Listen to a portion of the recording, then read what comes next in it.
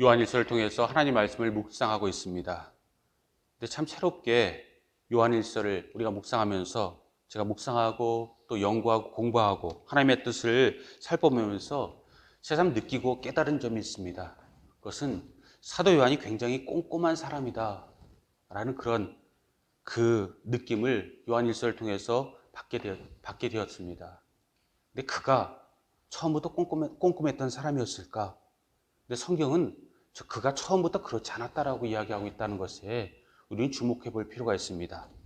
그가 꼼꼼하지 않았다라는 그가 그 말년에 사랑의 사도로 누구보다도 유하고 사랑의 사도로 불리고 하나님은 사랑이심이라 이 사랑의 사도로 불렸는데 그의 젊은 시절을 보면 그는 전혀 그렇지 않았다는 것을 우리가 종종 잃어버린다는 사실이죠. 마가복음 3장 17절을 보십시오. 그의 성품이 어땠는가? 마가복음은 예수 그리스도의 12 제자들에 대해 설명하면서 특별히 야고보와 그의 형제였던 요한, 이 세베대의 두 아들을 이야기하면서 보아너게라는 그러한 별명을 쓰고 있습니다. 보아너게가 무엇입니까? 우레 아들들. 굉장히 다혈질적이고 급한 성격이 요한의 그러한 본질적인 본성적인 성품이었다는 것입니다. 그런데 참 놀랍게도요, 그가 예수님 만나면서 3년이 지나고 또 인생의 말년에 보면 그는 사랑의 사도로 완전히 바뀌어져 있고 많은 사람들을 품으려 하고 있는 것에 우리가 주목해 볼 수 있다는 것입니다. 이것이야말로 저는 하나님께 그에게 분명히 역사하셨다. 하나님 이외에는 설명되지 아니하는 그런 성령의 역사를 그 스스로의 성품에서 우리에게 보이고 있는 줄 믿습니다. 한국 사람들은 그리고 저도 다혈질적인 성격이 있습니다. 그래서 하나님은 우리 한민족을 써서 급하게 하나님께서 필요한 모든 것에 한민족을 특별하게 사용하시고 또 예비해 놓으신 줄 믿습니다. 그러나 여러분, 우리 모든 것 가운데 하나님의 성품이 바뀌듯이 우리가 하나님의 일을 급한 것은 우리의 최선을 다해서 꺾이지 않는 기상으로 하나님의 일을 이룰 필요가 있지만 말년에 요한이 꼼꼼하게 하나님의 일을 돌아본 것처럼 우리 모든 것이 급히 갈 때 흘리는 것이 없도록 급히 갈 때 우리가 놓치는 것이 없도록 하나님을 우리가 어떻게 이루건 완벽하게 이룰 수 있는 그런 부모습을 우리 가운데 함께 품을 수 있어서 우리 하나님의 급한 일은 급한 대로 이루어드리고 하나님의 완벽한 일은 완벽하게 이루어드릴 수 있는 하나님의 역사가 될 수 있기 바랍니다. 그리고 우리에게도 성령께 역사하셔서 사도 요한처럼 하나님 앞에 멋진 모든 사람들을 품을 수 있는 이 우주보다 더 큰 하나님의 백성 될 수 있기를 또 그 큰 은혜를 우리가 함께 노래할 수 있기를 주님의 이름으로 축복합니다. 그런데 제가 이 말씀을 드리면서도요, 우리 가운데 다시 한번 던져지는 그러한 질문이 있습니다. 요한에게 성품이 분명히 바뀌었다라고 말씀드렸지만 요한에게 두 가지 성격이 여전히 공존하고 있다는 사실을 사도 요한의 모습과 하나님의 메시지를 통해서도 우리가 만날 수 있다는 사실을 우리는 또한 망각하지 말아야 한다는 것입니다. 여러 가지 예를 들지 않아도 우리 요한일서 2장 한 장 자체로만 봐도 요한의 두 가지 모습이 그대로 적나라하게 드러나고 있습니다. 그의 마지막 온유했던 모습, 그것은 2장 7절부터 11절까지 형제 사랑에 대해서 이야기하는 데서 분명히 드러납니다. 그는 새 계명을 다시 너희에게 쓰노니 너희 형제를 사랑하라. 모든 사람들을 품을 것을 이야기하는 데서 그의 성령의 은혜 가운데서 바뀌어진 성품을 분명히 드러내고 있고 우리가 또한 그 말씀을 함께 살펴보았습니다. 그 놀랍게도 그 형제 사랑과 모든 것을 품으라고 이야기하는 사도 요한이 2장 18절부터 우리가 함께 읽지 않았지만 2장 28절까지 완벽하게 다른 모습을 보입니다. 그가 이야기하는 것은 형제 사랑이 아니라 적 그리스도를 이야기하고 그들과 타협하지 않도록 그들과 함께하지 않도록 분명하고 단호한 어조로 이야기하고 있고요. 오늘 우리에게 말씀하시는 첫 번째 단어가 무엇입니까? 그들은 거짓말하는 자다.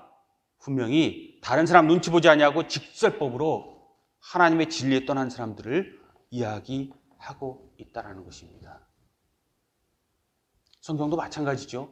우리가 때때로 우리가 어려움을 겪는 것은 두 가지 진리가 우리 가운데에서 맞닥뜨려져서 그것이 우리 가운데 해결되지 아니할 그러한 때가 있다는 것을 우리가 종종 보지 않습니까?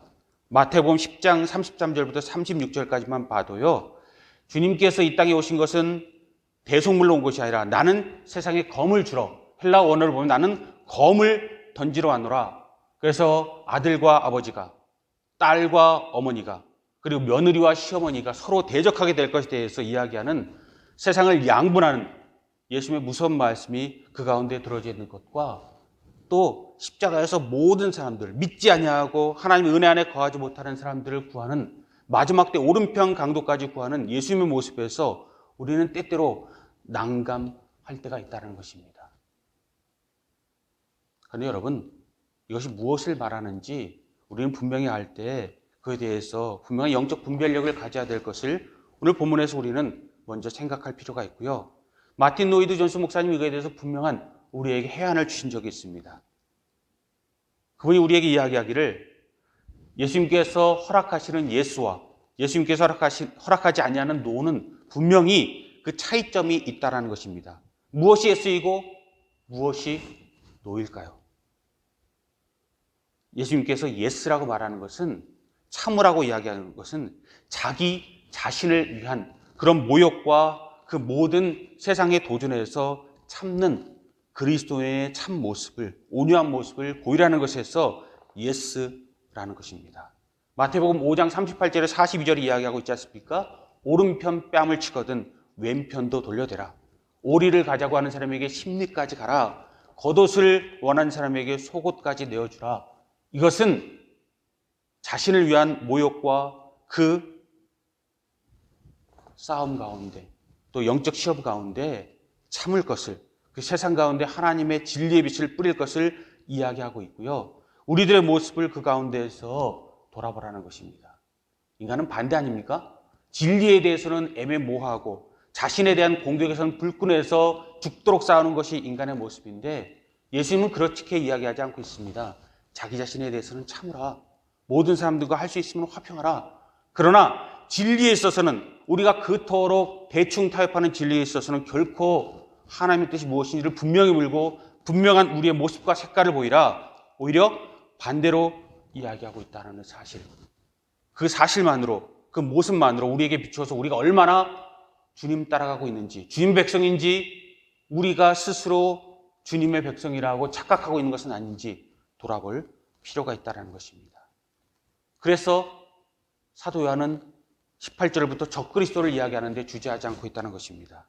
자기 자신을 위해서 참으라라고 이야기했다면 진리가 공격되어지는 데서, 하나님이 공격되어지는 데서, 말씀이 공격되어지는 데서는 결코 타협하지 아니할 것을 이야기하고 있고 그것이 하나님의 뜻이다라는 것을 우리가 알고 그 가운데로 걷는 하나님의 거룩한 백성들 될 것을, 그리고 오늘 우리가 읽지 않았지만 28절 말씀 보면 담대한 백성 될 수 있기를, 또 하나님 앞에 부끄럽지 아니하는 그런 백성 될 수 있기를 하나님께서 우리에게 간절히 요청하신다는 것입니다.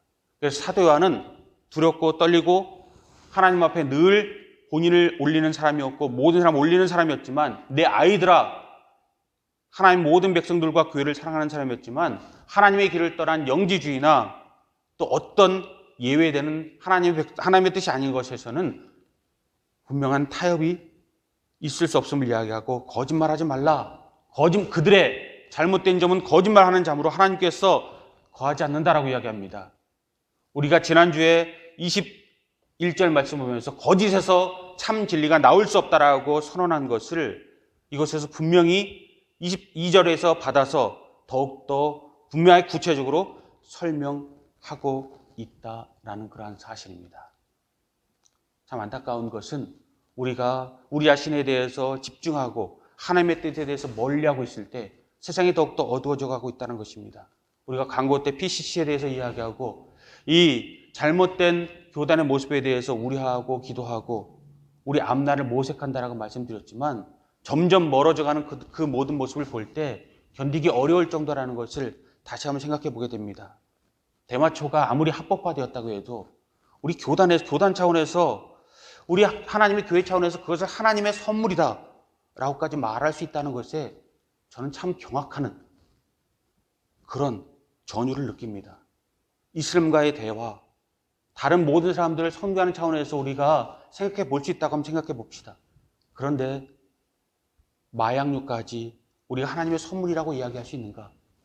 동성애자들을 함께 품는 것에서, 죄인까지 품는 모습에서 끝나는 것이 아니라 그들을 위해서 거액의 펀드를 조성하고 그들에게 사과 편지를 하고 신학교에서 더욱더 동성애 교육을 강화하고 또 동성애 총회장을 선출하고 완전히 동성애장의 놀이터로 이야기하고 그 모든 것을 만들라고 이야기하고 그리고 결혼관에서 남녀라는 그런 편말까지 띄어버리고 두 성인과의 모임으로 끝까지 가겠다 하고 끝까지 고집을 꺾지 아니하는 그들의 모든 모습을 보면서 우리가 어디까지 용납할 수 있을까? 어디까지 진리일까? 돌아올 필요가 있다는 것이고요.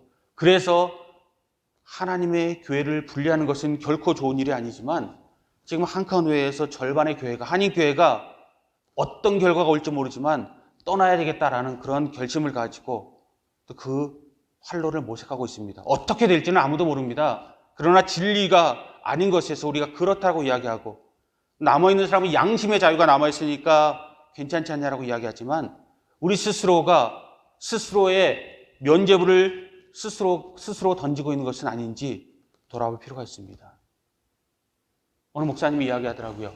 우리가 회개할 때도 정말 우리가 조심할 것은 성령 충만할 때도 우리가 조심할 것은 우리가 회개하고 성령 충만해서 우리의 모든 것을 벗어 번질 때 그리고 하나님 앞에 우리의 새로운 자유를 우리가 선포할 때 그것이 하나님께서 원하시는 건지 내가 원하시는 건지 내가 원하는 건지 내가 내 죄에 대해서 던져버리고 나는 깨끗하라고 스스로 셀프 사면장을 던지는 것은 아닌지 돌아볼 필요가 있다라는 그 모습을 이야기한 적이 있습니다. 생각해 볼 문제입니다. 우리가 스스로를 사면하는 것 아닙니까? 하나님께서 우리를 사면한다고 이야기하면서 내 만족을 위해서 내 욕심을 위해서 모든 것을 던지고 있는 것 아닙니까? 옛날에 한국 영화 중에 밀양이라는 그런 영화 중에서 어머님의 울부짖음 가운데 그 가해자가 스스로 하나님의 이름을 들먹이면서 하나님께 용서하셨으므로 나는 자유하다라고 이야기하는 것처럼 우리 스스로가 이런 진리를 스스로의 방패거리를 삼고 하나님께 영광 돌리고 은혜를 이야기하지만 하나님을 더욱더 모욕하고 있는 것은 아닌지 돌아볼 필요가 있다는 것입니다. 또 한 가지, 지난주에 우리가 호숫가에 가서 좋은 시간을 가졌고 좀 격한 선교에 대한 그런 우리 의견을 나누지 않았습니까? 우리가 좀 격해서 마음이 상했을 수도 있지만 죄송 말씀이지만 저는 굉장히 거기서 소망을 가졌습니다. 제가 야유회나 또 우리가 친교하는 것을 별로 좋아하지 않는 이유가 솔직하게 말씀드리면 거기서 경건한 영적 얘기가 별로 이야기되지 않기 때문입니다. 세상적인 이야기, 우리 친교 그것도 중요하지만 그것이 영적인 것을 덮는 데 있어서 그것이 주 목적이 되어서 먹고 즐기고 노는 것에 주안점을 두지 않나 그것을 걱정하는 그런 마음이 있어서 우리가 외부로 나가고 친교를 나누는 데에 대해서 제가 주저하는 그런 때가 종종 있습니다. 근데 지난주에 봤더니 소망이 있더라고요. 저와 뜻이 같진 않았지만 영적으로 그렇게 선교에 대해서 영적인 얘기를 처음부터 끝까지 하고 우리가 헤어진 적이 있을까 그런 생각을 한번 해보았고 진심으로 느껴져서 저와 의견이 같건 그렇지 않건 우리 교회 이 뜻이 진정이라면 그 심장이라면 우리 교회 소망이 있다라는 그런 생각을 한번 해보았습니다. 그래서 제가 다시 한번 일주일 동안 기도하고 저도 하나님의 뜻을 묻고 그 가운데 우리의 뜻이 무엇인지를 한번 생각해 보았습니다. 하나님께서 저에게 말씀을 주시더라고요. 우리가 하나님의 은혜 가운데에서 분명히 IT 선교나 세상 가운데 우리 받은 모든 것을 나눠주는 것에 대해서는 이론의 여지가 없습니다. 근데 제가 분명히 하나님한테 받은 말씀은요, 분명한 시기와 때를 구별하라는 것입니다. 그래서 우리가 언제가 될지 모르지만, 얼마가 될지 모르지만, 우리가 얼마의 예산을 투자하건, 어느 때가 되건, 분명 하나님께서 우리에게 주시는 그러한 하나님의 영적인 메시지는요, 과부의 두 랩돈을 우리가 이야기하지 않았습니까? 그런데 하나님께서 우리에게 주신 말씀은 헌금일지라도 인색함으로 내지 말라. 우리가 마음의 꺼리낌으로 내지 말라라는 그런 말씀이 있지 않습니까? 저와 여러분들이 하나님께서 우리에게 허락하신 그 순간 우리가 함께 100% 다 함께 즐거운 마음으로 드릴 수 있을 때 그때 저는 우리 교회가 IT 선교를 위해서 우리가 헌금할 수 있고 또 선교를 이룰 수 있는 그런 시간을 가졌으면 좋겠다는 것입니다. 참 안타까운 것은요. 제가 판단하기는 지금은 아닌 것 같습니다. 여러분 지난주에 들으셨습니까? 지난주 수요일 날 IT 대통령이 암살당했습니다. 용병인지 아니면 누구의 사주인지 모르지만 28명에 의해서 총 12발을 맞고 IT 대통령이 죽고 부인은 겨우 목숨만 살려서 미국 병원에 있다라는 그런 이야기를 들었습니다. 인구의 60%가 빈민층에 떨어져 있고 가장 가난한 나라, 지금 함께해도 힘든 그 나라 가운데 또다시 한 치 앞을 바라볼 수 없는 그런 상황이 퍼졌습니다. 유엔 안보리가 모여서 대통령 암살을 규탄하고 IT 암살에 대해서 이야기하지만 더욱더 우리가 IT를 위해서 기도해야 될 것은요, 미래가 보이지 않는다는 것입니다. 대통령이 죽고 그 대통령이 여러 가지 평가가 따르지만 후계자가 3명이 나타났습니다. 원래 2인자였던 대법관은요, 코로나 바이러스에 걸려서 돌아가셨다고 합니다. 그래서 그분이 이제 계승자로 되는 것은 없어졌고 현직 총리와 또 지명받았지만 마지막 취임하지 못했던 후기 총리와 또 상원에서 지명한 후기 대통령, 차기 대통령 이렇게 3명이 있는데 중요한 것은요, 한 명도 정당성이 없다는 것입니다.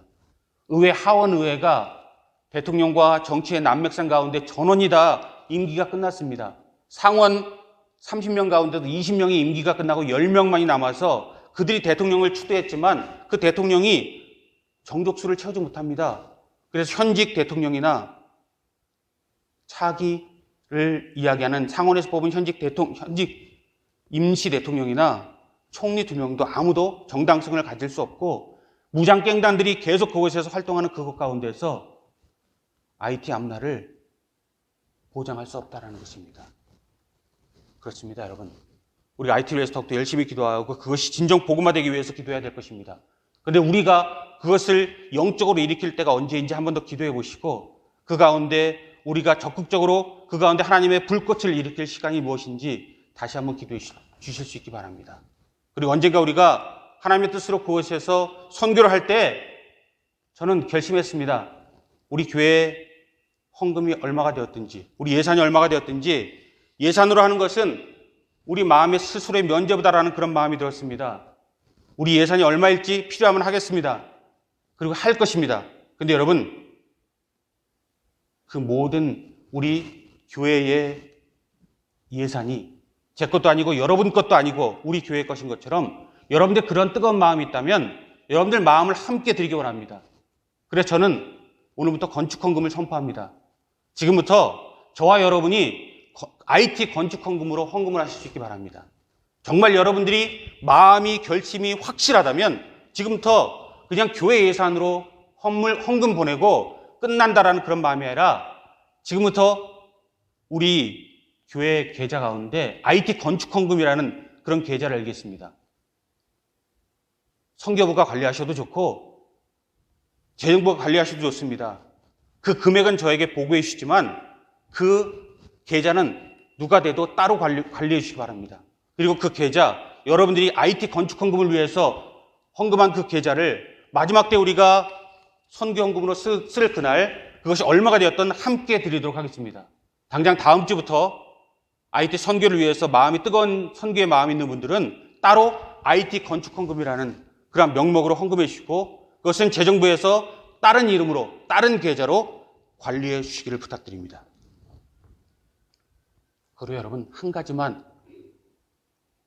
기도하면서 저와 여러분들 마음 가운데 생각해 볼 것이 있고 하나님께 우리에게 묻는 그런 질문을 저와 여러분이 나누기 원합니다.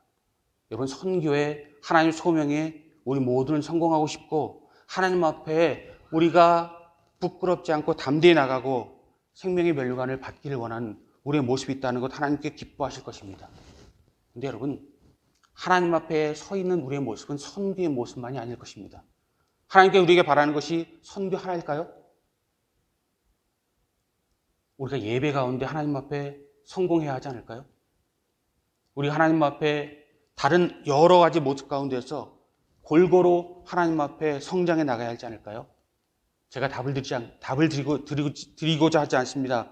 그러나 선교의 성경을 강렬하게 바라는 우리 교회 마음만큼 우리가 예배에 성공하고 있는지 하나님 앞에 진정으로 찬양 드리고 영원히 그분을 기뻐하고 있어서 우리 예배가 하나님 앞에 부끄럽지 않은지, 저와 여러분의 모습이 주일날 한 번 만나는 그런 모습, 그 모습 가운데서 예배 진정으로 성공해서 하나님께서 기뻐하시는지 다시 한번 생각해 보시기 바랍니다. 그리고 저는 우리가 어떤 것을 도모하건 하나님 앞에 드린 예배 먼저 성공해야, 그것이 기본이 돼야 다른 모든 것을 하나님께 기뻐 받으실 줄 믿습니다. 그것 가운데 여러분이 저가 어떤 모습을 보이고 있는지 다시 한번 생각해 보실 수 있기 바랍니다. 그래서 저는 자신을 위해서는 끝까지 참으라라는 형제 사랑에 대한 사도 요한의 말씀과 오늘 적그리스도를 거짓말하는 자라고 우리에게 일컫는 말씀 두 가지 가운데서 우리가 말씀 가운데 진리를 우리가 마음에 품을 때 절대로 진정한 것을 타협하지 아니하는, 세상에서의 우리의 만족이 아니라 하나님 앞에서의 은혜를 위해서 우리가 나아가는 우리의 모습 가운데서 뚜렷한 우리의 모습이 하나님 앞에 드려주시고요. 그러면 어떻게 하란 말씀입니까? 저에게 물으신다면 제 중심으로 가자는 것도 아닙니다. 여러분 중심으로 가자는 것도 아닙니다. 그리고 그 누구의 중심으로 가자는 것도 아닙니다. 답이 무엇입니까? 물으신다면 말씀대로 가자는 것입니다. 성경 말씀이 우리에게 무엇을 말씀하셨는지, 하나님께서 우리에게 무엇을 말씀하셨는지, 하나님께서 우리에게 진정 말씀하시는 것이 무엇인지, 우리가 하나님 만났을 때 부끄럽지 아니할 우리의 모습이 무엇인지 하나님 앞에 보여서 그 모습과 그 기준으로 나아가서 우리 교회와 우리 자신과 우리 가정을 세워나가서 우리 주님께서 다시 오실 그날 우리 주님 만날 준비를 하자라는 것입니다. 그리고 말씀이 우리 가운데 끊임없이 뛰어내릴 수 있고 그 가운데 우리가 사단이 틈을 얻지 못하도록 우리 모습을 단단히 세우자라는 것입니다. 그래서 요한뿐만이 아니라 사도 요한이나 세례 요한이나 예수 그리스도나 성경의 모든 말씀도 우리에게 복음 위에 섰다는 것을 기억하시기 바랍니다. 사도 바울, 세계 선교를 위해서 진정 자기 자신의 모든 것을 드렸던 그가 갈라디아서 1장 8절에 이렇게 이야기하고 있습니다. 그러나 우리가 혹 하늘로부터 온 천사라도 우리가 너희에게 전한 복음 외에 다른 복음을 전하면 저주를 받을지어다. 그는 또한 고린도전서 16장 22절에 이야기합니다. 만일 누구든지 주를 사랑하지 아니하면 저주를 받을지어다. 세례 요한은 누가복음 3장 7절에서 이야기합니다. 독사의 자식들아, 누가 너희에게 일러 장차올 진노를 피하라고 하더냐. 예수님도 마지막 공생의 마지막 때에 바리새인들을 향해서 마태복음 23장 27절에 이야기합니다. 바리새인들, 너희는 한마디로 회칠한 무덤이다.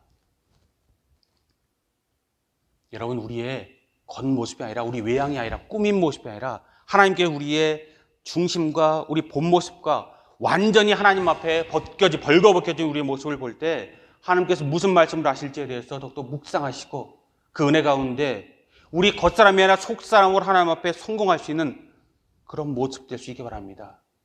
관용의 시대라고 이야기합니다. 포스트 모더니즘은 모두가 다 함께 공존하자고 이야기합니다. 그런데 여러분, 인간적인 공존을 이야기하는 것은 저도 거부하지 않습니다. 그런데 여러분, 진리에 있어서, 하나님 말씀에 있어서 예수 그리스도가 이래도 좋고 저래도 좋고 우리 마음대로 재단하는 모든 것이 관용이라면 그것은 진리에 대한 모독이라고 믿습니다. 그리고 우리가 그런 가운데 우리가 서 있다면 우리는 하나님의 사람들이 아닙니다. 말씀의 사람들이 아닙니다. 성령의 사람들이 아닙니다. 인정의 시대, 사람들의 그러한 눈을 바라보는, 그리고 사람들의 인정 가운데 사는 우리 모습이 하나님을 잃어버린 우리의 모습이 되어지고 있다는 것에 대해서 우리는 생각해 볼 필요가 있습니다. 그러므로 우리는 우리를 다시 한번 돌아볼 때 왜 우리가 적그리스도를 거짓말하는 사람이라고 이야기하고 그들과 싸워야 하는가? 세 가지 이유가 있습니다. 첫 번째, 말 그대로 그들의 말이 거짓말이기 때문입니다. 영지주의자들은 예수님에 대해서 끝까지 한쪽만 인정했습니다. 자유주의도 마찬가지고요. 이단들도 마찬가지고 부분적으로 인정합니다. 하나님이 이 세상에 예수 그리스도를 보내주셨는데 그분이 하나님이거나 인간이거나 잠깐 환영의 모습으로 나아갔거나 또는 세례 때 들어왔다가 십자가 돌아가시 직전에 나가셨거나 그들의 모든 말이 거짓말이므로 우리는 그들을 따를 수 없고 그들의 모든 것은 우리와 공존할 수 없다는 것입니다. 여러분, 그러므로 적그리스도를 경계하실 수 있기 바랍니다. 근데 여러분, 더욱더 여러분 조심하시고 마음에 우리가 정말로 하나님 앞에 우리 자신을 세심히 돌아보고 또 우리가 하나님 앞에 영적인 훈련을 받아야 할 이유는요, 성경은 늘 이야기합니다. 적그리스도가 누구냐? 한 사람의 대표적인 우두머리가 그 리더가 있지만 성경이 말하는 적그리스도는 단수, 복수, 혼합적으로 쓰여지고 있다는 것입니다. 그것은 사탄도 하나님의 인정을 받지 못하는 적그리스도의 머리가 맞지만 그와 더불어서 세상을 유혹하는 사람들, 그리고 그로 인해서 유혹받은 모든 사람들, 그래서 하나님의 뜻에 합당한 삶을 살지 않은 사람들, 정통에 속하건 이단에 속하건 무신론자에 속하건 하나님의 사람에 속하건 그 모든 하나님 앞에 대척점에 있어서 하나님을 슬프게 하는 사람들, 하나님의 진리를 가리게 하는 모든 사람들은 성경이 적그리스도라고 이야기하고 있고, 그런 사람 가운데 세상에 내가 화평을 주러 온 줄을 생각하느냐? 나는 검을 던지러 왔노라. 이 말씀이 그들에게 정확하게 적용된다는 것입니다. 이 가운데 하나님 말씀이 모순된다고 이야기하는 것에서 어떤 분이 이야기하더라고요. 주어가 다르다. 하나님이 검을 던지러 이 세상에 온 것이 아니라, 주님이 이 세상에 검을 주러 온 것이 아니라 진리가 이 가운데 임하면 빛이 어둠 가운데 거하는 것처럼 필연적으로 참과 진리가 나뉘고, 그리고 올바른 것을 따르는 사람들과 그렇지 않은 사람들이 나누는 그런 결과를 성경 말씀이 보여주고 있을 뿐이다. 그 주어가 주님께서 우리를 분열시키는 것이 아니라 진리가 우리가 빛이 우리 가운데 거할 때, 어둠 가운데 거할 때 필연적으로 나누어 줄 수 있는 두 모습을 우리에게 이야기하고 있을 뿐이다. 그 말씀을 들어본 적이 있습니다. 멋진 말씀이고 공감되는 말씀 아닙니까? 우리가 어둠 가운데 있을 때는 누가 어떻게 되는지 아무도 모릅니다. 그러나 진리가 우리에게 비칠 때 우리의 모든 모습이 제대로 된 모습인지 그렇지 않은 모습인지 드러나는 것처럼 우리가 돌아볼 필요가 있다는 것이고요. 그 가운데 우리가 거짓말하는 쪽에 속해 있는지, 거짓된 영에 속해 있는지, 아니면 하나님께서 원하는 것에 속해 있는지 분명히 돌아보시는 영적인 그런 하나님의 분별력과 말씀이 우리 가운데 자리 잡을 수 있도록 더욱더 최선을 다하는 우리 모두가 될 수 있기 바랍니다. 두 번째, 적그리스도가 우리와 함께 할 수 있는 그런 이유는요, 오늘 본문 말씀 보면 이것은 본질 자체도 잘못됐지만 그것을 그냥 놔두고 허용할 때 좋지 못한 결과를 필연적으로 거두기 때문에 우리는 그것과 합류할 수 없다는 것입니다. 좋은 씨에서 좋은 열매가 나고 악한 씨에서 악한 열매가 난다는 것입니다.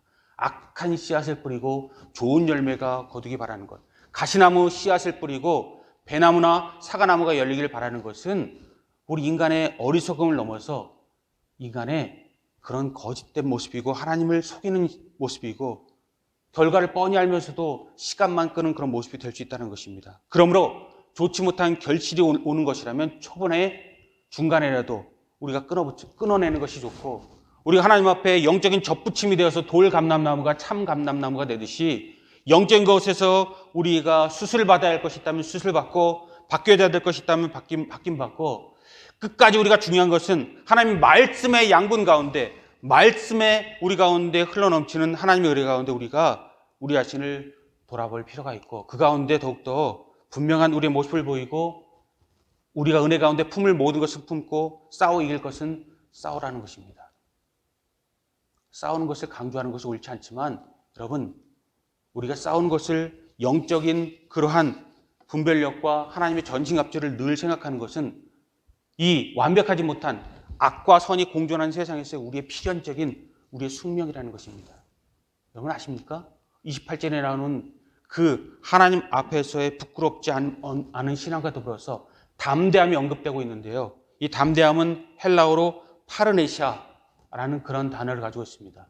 신약 성경에 이 담대함이라는 단어가 31번 나오는데 사도 요한이 13번 이 단어를 쓰고 있다는 사실입니다. 그러면 여러분, 하나님 앞에 진리 가운데 우뚝 설 수 있어서 세상 사람들 눈에 어떤 것이 아니라 하나님 눈에 부끄럽지 않을 수 있기 바랍니다. 그래서 누가복음 13장과 마태복음 7장 말씀처럼 좁은 문 좁은 길을 가고 멸망의 넓은 길을 가서 마지막 때에 후회가 남지 아니하는 그런 우리의 인생의 진정한 의의 열매와 하나님의 열매를, 그리고 하나님 나라의 은혜를 거둘 수 있는 우리 모습이 될 수 있기 바랍니다. 마지막 세 번째, 적그리스도와 싸울 때 기억할 것이 있습니다. 우리 한민족은요, 굉장히 부지런한 민족이고 꺾이지 않는 기상을 가지고 있습니다. 근데 한민족의 어떤 때 보면 약점이 뭐냐면, 어느 민족이나 다 같겠지만요, 세상적인 정에 약할 때가 있습니다. 그리고 영적인 것에 무딜 때가 있고, 관용이라는 것과 우리 영적인 진리에 대해서 우리가 혼돈할 때가 있습니다. 많은 사람을 품어야죠. 부모님이 자녀를 품고, 자녀가 부모님을 품고, 그리고 형제가 자매를 품고, 자매가 형제를 품고, 모든 것을 품어야 되지만, 우리가 연민이 우리 모든 것을, 우리 개인적인 일에 대해서는 우리가 마음에 품고, 이 모든 것을 늘 70번씩 7번이건 7번씩 70번이건 참아서 하나님 앞에 영광 돌리는 것이 옳을 수 있겠죠. 그러나 영적인 모든 것에서 잘못된 것에도 불구하고 연민을 느껴서 함께 우리가 잘못된 것에 휩쓸린다면, 우리 자신은 정말로 하나님께서 우리를 스스로의 목숨을 주고 산 것에 대해서 우리 스스로 하나님을 진정 무가치하고 부끄럽게 만드는 그런 사람이 될 수 있다는 것입니다. 한없이 무뎌지셔도 좋습니다. 개인적인 일이라면요. 그러나 진리적인 면에 있어서, 하나님 말씀 면에 있어서 무뎌지지 말아야 할 것에서는 날점검이 될 수 있기 바랍니다. 하나님의 말씀이 좌우의 날점검처럼 우리의 관절과 골수까지 쪼개서 우리에게 새로운 시대와 새로운 우리 자신의 자아를 형성하듯이, 우리 연민이, 우리 흔들림이 하나님의 진리까지 흔들지 않냐는 그런 모습, PCC가 나가는 것처럼, 그리고 세상의 모든 잘못된 교리가 나가고 마지막 때에 더욱더 이것보다 더 악한 것이 나오는 것이 세상의 모든 모습일 텐데, 우리 모습이 그렇지 아니할 수 있는 그런 모습을 보시기 바랍니다. 마지막 한 가지만 더 말씀드리고 말씀을 마무리 짓겠습니다. 때때로 우리가 교회에서 일하다 보면 마음에 상처를 받습니다. 말씀 가운데서 마음에 찔릴 때가 있고, 또 저희 교회는 아니지만 어느 교회 보면은 말씀 끝나면 담임 목사님실에 와가지고 굉장히 큰 소동을 벌이는 분들을 종종 봤습니다. 제가 전에 섬기던 교회, 6,000명이 다니는 그 교회에 목사님이 한 번 새로 오셔서 말씀을 전했는데, 장로님이 들어오셔서 목사님 앞에서 좀 큰 소동을 부리다가 책상 유리를 깬 그 이야기를 들은 적이 있습니다. 여러분, 목회자가 이야기할 때 그것을 나를 위해 사는 얘기다라고 생각하지 않을 수 있기 바랍니다. 목회자들도 정상적인 대학 교육을 받고 4년제 교육을 받고 대학원까지 받고, 또 소명 가운데 하나님의 말씀을 성도들에게 이야기하고 성도들과 함께 하나님 가길 원하는 사람들입니다. 그래서 어느 한 사람 이기고 지는 것, 여러분, 목회자를 어느 면에서는 우습게 생각하지 않을 수 있기 바랍니다.